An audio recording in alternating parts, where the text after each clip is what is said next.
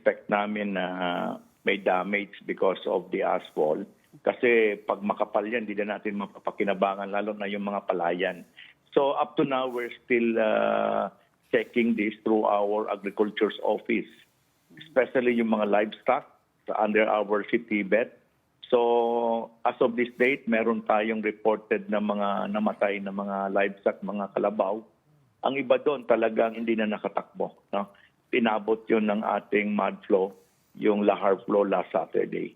So we're still presently getting reports.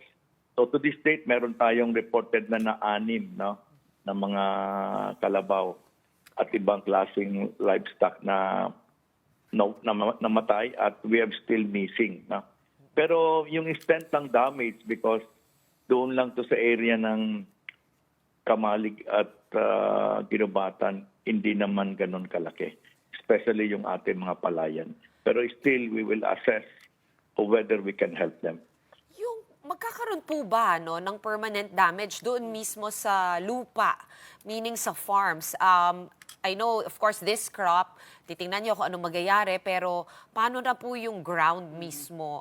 Will that still be able to recover and be used for farming?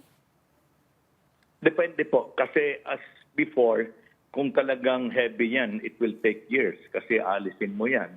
Kasi hindi yan suited for growing palay. No? Pero kung mga ganito lang na hindi man only 2 hours, hindi naman ganun kakapal, natatanggal kagad po yan ng mga farmers natin. Kaya depende rin sa extent ng damage. Sapat naman po ba ang water supply ninyo? Kasi mukhang yun po yung talagang pangtanggal nung lahar. Yes, yan ang medyo, yung mga supply nandiyan, ang medyo talaga kailangan yung ating potable water. No?